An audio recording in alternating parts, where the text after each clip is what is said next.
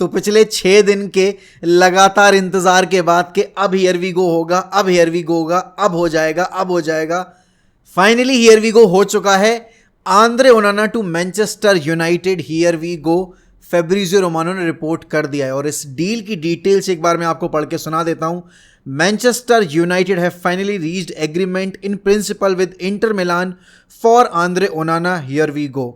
50 million euros package deal will be finalized next week with official documents, paperwork, contract to be signed. Onana will travel to England next week in order to undergo medical test and become new United player. Ten Hag will have the goalkeeper he always wanted as priority target. Deal set to be sealed. अब देखो, सबसे पहली चीज तो ये है कि इस डील की जरूरत हमें इसलिए थी क्योंकि यहां पर जो फिलॉसफी, जिस फिलॉसफी की हम बात करते हैं ना, टेन हैग बॉल, तो भाई उस टेन हैग बॉल को लाइव देखने के लिए और उसको इंप्लीमेंट करने के लिए आपका हर एक पोजीशन स्ट्रांग होना चाहिए और ऐसा होना चाहिए जिसमें टेन हैग फिलॉसफी फिट हो पाए। अब यहाँ पर हमने 12 साल से डेविड डिया के साथ जिस तरह की फुटबॉल खेली है वो टेन हैग फुटबॉल से बिल्कुल अलग है। आपको अपना प्लेयर कॉन्फिडेंट चाहिए बॉल के ऊपर, आपको एक कमांड करने वाला कीपर चाहिए जो कि आपका बॉक्स एरिया कमांड करे, बॉल बॉक्स के बाहर आकर भी चलाने का एक वो रखता हो, कैपेबिलिटी रखता हो। तो वो सारी चीज़ें आपके, वो सारे जो बॉक्सेस हैं वो आंद्रे ओनाना टिक करते हैं। और सबसे इंपॉर्टेंट चीज़ जो थी वो ये थी कि आपका जो भी डिफेंस लाइन है वो हायर अप द पिच इसलिए नहीं जा पाता क्योंकि आपका प्लेयर जो है वो उतना ज़्यादा आपके एरिया को कमांड नहीं करता, जो 18 यार्ड बॉक्स होता है उसको कमांड नहीं करता। तो यहाँ पर हर एक चीज़ जो कि हम चाह रहे थे, एक्सपेक्ट कर रहे थे कि हमारे कीपर में हो, वो हमें आंद्रे ओनाना में मिलेगी। अब देखो, बहुत सारे लोग इस चीज़ पर सवाल भी उठा रहे हैं कि हमें डियोगो कोस्टा को साइन करना चाहिए था, वो 3 साल यंगर था। अगर आप 50 मिलियन ओनाना के लिए दे रहे हो तो आप 10 मिलियन और एक्स्ट्रा खर्च करके डियोगो कोस्टा क्यों लेकर नहीं आए। अब देखो, सबसे पहली बात जो आपको ध्यान में रखनी पड़ेगी कि Diogo Costa is not a proven player. Yes, he is a Portuguese international, लेकिन अगर आप उसको क्लब फुटबॉल में देखोगे he hasn't played at the biggest stage. मतलब he hasn't played in cup competitions, finals, अगर आप यूरोपा कॉम्पिटिशन्स की बात करो या फिर आप चैंपियंस लीग की बात करो। लीग में yes he is good, but आप यहाँ पर अगर आंद्रे ओनाना को देखोगे, he was doing his things at Ajax and then he move to Inter last season और उसने चैंपियंस लीग का फाइनल खेला and he kept the most number of clean sheets in UCL as well. तो यहाँ पर आपको एक तैयार बना बनाया प्लेयर मिल रहा है जो कि टेन हैग के साथ 6 साल काम कर चुका है। तो ऑब्वियस सी बात है, दोनों के बीच की जो अंडरस्टैंडिंग है वो बेटर है और प्लस आपको ज़्यादा कुछ एक्स्ट्रा सिखाना नहीं पड़ेगा, ज़्यादा कुछ एक्स्ट्रा ट्राई नहीं करना पड़ेगा इस प्लेयर को इनहेरिट करने के लिए। और बात सिर्फ यहाँ पर ये नहीं कि आंद्रे ओनाना के आने से हमारा जो फुटबॉल है सेटअप वो बिल्कुल कंप्लीट हो जाएगा। देयर विल बी गेम्स, और देखो बहुत सारे गेम्स ऐसे आएंगे क्योंकि ओनाना की जो क्लिप्स देखी होंगी ना आपने, उसमें आपको पता चल रहा होगा कि ओनाना इज दैट प्लेयर जो कि कभी कभार आपको ओनाना ये करने भी मजबूर कर देगा और कभी कभी अरे वाह ओनाना ये करने भी मजबूर कर देगा। और जिस प्लेयर के साथ रिस्क इन्वॉल्व नहीं होता है, आपको पता है कि वो प्लेयर कभी भी आपको उन हाइट्स पर ले जा नहीं पाए, क्योंकि जो सेफ खेलते हैं ना वो कभी भी आपके फुटबॉल में एक एक्स्ट्रा डायमेंशन ऐड नहीं कर सकते। ओनाना के अंदर भी गलतियां हैं, ऐसा नहीं है कि ओनाना के 38 गेम वीक्स प्रीमियर लीग में इंच परफेक्ट जाएंगे। There will be games where will be bullied, there will be games where Onana will make errors अपनी पासिंग में प्लस अपने शॉट स्टॉपिंग में। लेकिन इसका मतलब ये नहीं है कि आप इस डर के चलते इन जो एक्स्ट्राऑर्डिनरी प्लेयर्स के साथ टीम बनाना चाह रहे हो उनके लिए पुश नहीं करोगे। यूनाइटेड 2 प्लेयर्स लेकर आई है, अगर आप ब्रैकेट देखोगे तो एक 55 मिलियन यूरोज़ में और एक 50 मिलियन यूरोज़ में, तो आपको यहाँ पर 105 मिलियन यूरोज़ में 2 बेहतरीन प्लेयर मिले विच वॉज नीडेड, क्योंकि आपके जो पूरे फुटबॉलिंग ब्रेन की शुरुआत है ना वो आपके गोलकीपर से ही होती है। और सिर्फ इतना ही नहीं है, आंद्रे ओनाना के आ जाने से अब हमारा जो एक सरदर्द था कि हम डीन हेंडरसन के साथ क्या करेंगे क्या नहीं करेंगे, उधर आपके यहाँ पर ओनाना का हियर वी गो आया और वहाँ पर रिपोर्ट आ गई कि डीन हेंडरसन के लिए हम यहाँ पर अब नॉटिंघम से डील कर रहे हैं and we might sell him for around 20 million to 25 million. देखो, anything less than 25 million is I think it's a very huge let down for United in particular, not for Dean Henderson, क्योंकि यहाँ पर एक premiere league proven player को आप बेच रहे हो। ऐसा नहीं है कि आपने अकेडमी से सीधे उसको लोन पर चैंपियनशिप पे भेज दिया और फिर आप सेल करने की कोशिश कर रहे हो। यहाँ पर एक ऐसा प्लेयर जो कि 2 सीजन पूरे बिता चुका है प्रीमियर लीग के अंदर और उसके बाद आप उसको सेल कर रहे हो, तो आपको अच्छा मार्केट वैल्यू मिलना चाहिए। लेकिन बात वही है कि यूनाइटेड को प्लेयर सेल करने नहीं आते हैं। लेकिन हाँ, कल रात की सिर्फ ओनाना की डील की अनाउंसमेंट ही सब कुछ नहीं थी।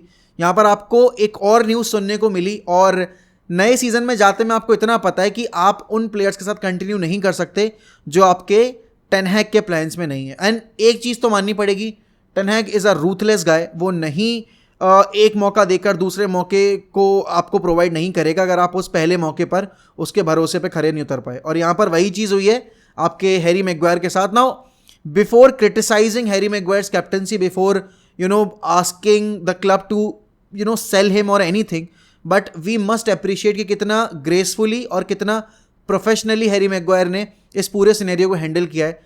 बिफोर द क्लब अनाउंस्ड कि यहाँ पर हैरी मैग्वायर को कैप्टनसी से हटाया गया है, यहाँ पर हैरी मैग्वायर ने खुद अपने सोशल मीडिया प्लेटफॉर्म्स पर एक पूरा थ्रेड लिखकर ये बात एक्सप्लेन कर दी कि यहाँ पर एरिक टेन हैग उनको नहीं चाहते as the captain in the next season.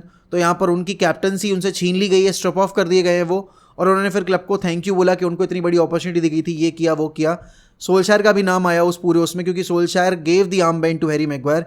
Now Harry Maguire came with so much hype. हमने यहाँ पर रिकॉर्ड ब्रेकिंग फ़ी पे की थी किसी भी डिफेंडर के लिए जो प्रीमियर लीग में आज तक किसी ने पे नहीं की। तो हमारी बहुत ज़्यादा एक्सपेक्टेशंस थी हैरी मैग्वायर के साथ। एंड फिर जब आपको कैप्टनसी आर्मबैंड मिल गया तो फिर सबको यही था यार कि you have to lead the team by an example.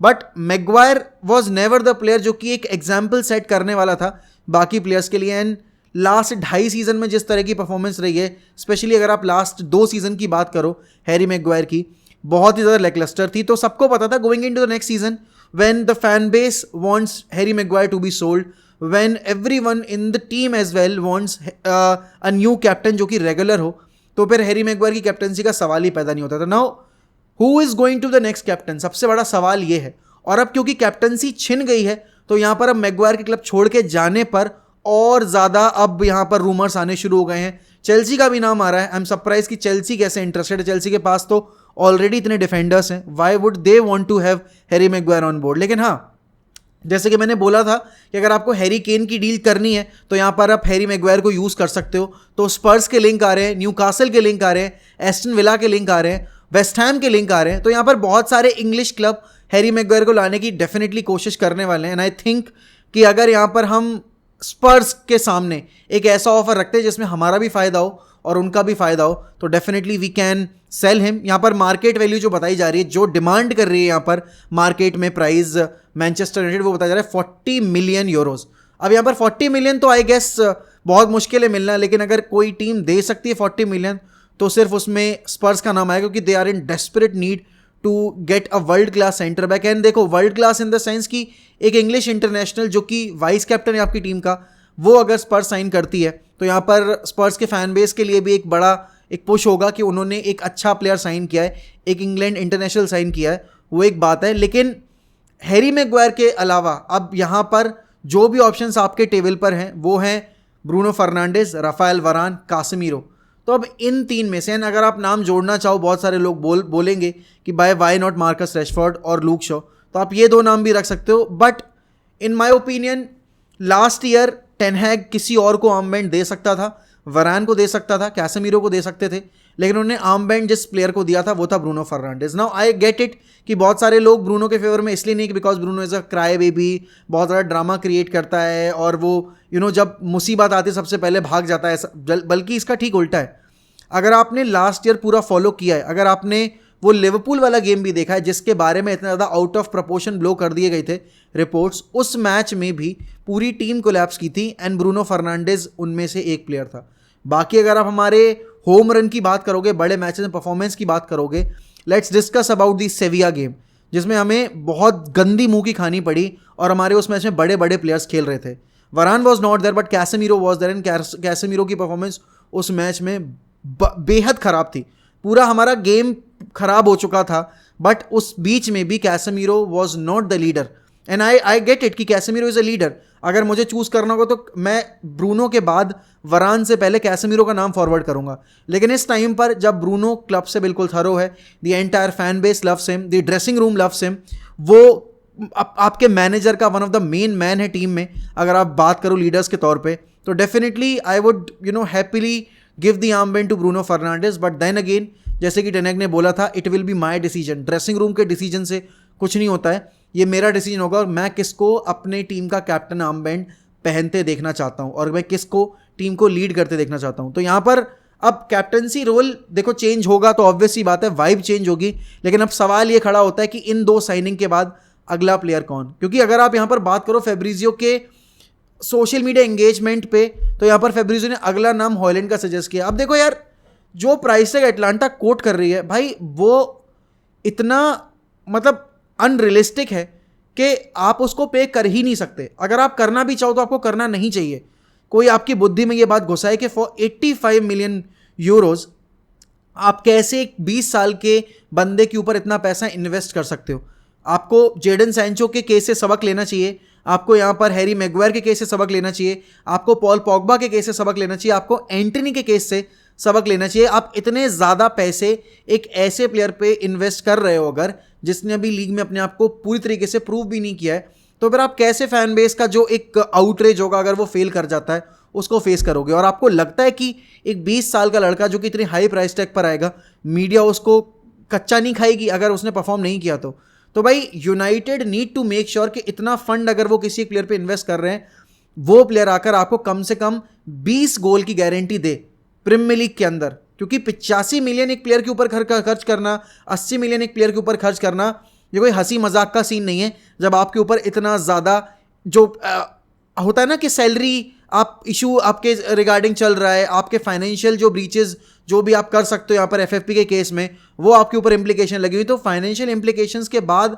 आपके पास इतना रिलैक्सेशन नहीं है कि आप एक ऐसा गैम्बल खेल जाओ जो अगर उल्टा पड़ गया तो शायद आपको फिर उसको अगले सीजन में जाकर बेचने में बहुत तगड़ा लॉस झेलना पड़े। तो वी कांट डू दैट। यहाँ पर और भी प्लेयर्स हैं, आप लाहोविच को साइन कर सकते हो, much more proven in Serie A and in big club than आपके एटलांटा के रैसमस हॉयलैंड। यहाँ पर अगर आप बात करो Goncalo Ramos could be an option as well for 60 million. देखो यूनाइटेड इसीलिए 40 मिलियन की पहले बिड रखी थी क्योंकि वो नहीं ब्रीच करना चाहते, वो 50 मिलियन का जो बैरियर है वो। और जो भी नया प्लेयर आप लेकर आओगे इसके बाद वो आपका स्ट्राइकर ही होना चाहिए। मिडफील्डर की ज़रूरत है आपको, एक सेंटर बैक की ज़रूरत है। यहाँ पर अगर आप बात करो तो अभी आपके केस में मिडफील्डर पे किसी और का नाम नहीं है सोफियान अमराबाद के अलावा, एंड वहाँ पर अमराबाद के केस में लिवरपूल भी एक्टिव हो गई है, तो who knows Liverpool might end up getting Sofyan Amrabat. लेकिन क्वाइट शॉकिंगली जो नाम एक निकल कर आया है ना सेंटर बैक पोजीशन के लिए, that is of David Alba. अब डेविड आल्बा को 2 सीजन पहले मैड्रिड ने साइन किया। नाउ डेविड आल्बा बहुत इंपॉर्टेंट पार्ट है, one of the leaders in the team, लेकिन यूनाइटेड एक इंजरी प्रोन प्लेयर को क्यों लेकर आना चाह रही है? अगर आप लास्ट ईयर का रिकॉर्ड देखोगे डेविड आल्बा का, तो बहुत सारे मैचेस में David Alba was absent because of the injury. तो यहाँ पर यूनाइटेड जब हैरी मैग्वायर से मूव कर रही है तो उनको कायदे में एक यंगस्टर लेकर आना चाहिए, क्योंकि आप अगर किसी लेट्स से कि किसी एक्सपीरियंस प्लेयर को लेकर आ भी रहे हो तो आप डेविड आल्बा का सैलरी पैकेज देखो वहाँ पर मैड्रिड में, और अगर आप उसको बैकअप तौर पे लेकर आ रहे हो तो फिर कोई सवाल ही पैदा नहीं होता, क्योंकि लिसांद्रो मार्टिनेज आपका बेंच पर बैठेगा नहीं। रफाल वरानो और लिसांद्रो मार्टिनेज की जो अभी पैर बनी है वो बहुत ही ज़्यादा स्टेबल है, तो आप उसको क्यों ब्रेक करना चाहोगे? You would rather want to have someone like let's say कि एक्सेल डिसासी, या फिर अगर आप एंटोनियो सिल्वा की बात करो तो ये प्लेयर ज़्यादा सेंस बनाते हैं, ना कि आपका David Alaba. David Alaba is a leader but you don't want to pay 300K per week 350K per week to David Alaba just for sitting on the bench. वो हम अफोर्ड ही नहीं कर सकते, कतर आ भी जाएगा तो भी अफोर्ड नहीं कर सकते। तो इस डील का तो मुझे सेंस समझ ही नहीं आ रहा कि डेविड आल्बा को हम क्यों लेकर आना चाह रहे हैं। अगर आपको प्रोजेक्ट प्लानिंग करनी है, अगर आपको एक टीम तैयार करनी है, एक बेंच तैयार करनी है, तो आपको यंगस्टर्स और एक्सपीरियंस प्लेयर का साथ में बैलेंस बनाना पड़ेगा। आपके पास एक्सपीरियंस के तौर पर लिंडलॉफ भी हो गया, रफाल वरान भी हो गया, यंगस्टर के तौर पर आपके पास लिसांद्रो मार्टिनेज, एक और यंगस्टर चाहिए आपको उस पोजीशन पे जिसको आप लेकर आओ, जो थोड़ा सा डेवलप्ड हो, जिसको थोड़ा और डेवलप आप करो अपने सिस्टम में, तो थोड़ा सा ईजिली आप मोल्ड भी कर सकते हो अपनी टीम को। लेकिन to have someone of that salary package, वो भी on the bench, sorry I just don't want those players in my team.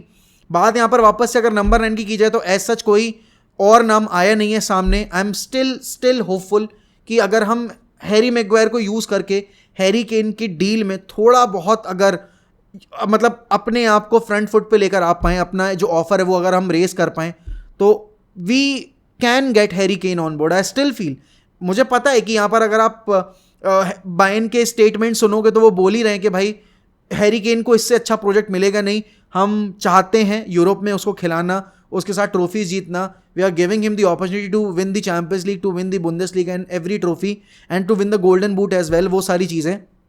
But at the same time उसके लिए सबसे इंपॉर्टेंट जो एक ल्यूरिंग फैक्टर हो सकता है ना, वो ये he get to score goals in the Premier League and he get to break the all time record of Alan Shearer for most number of goals in the Premier league.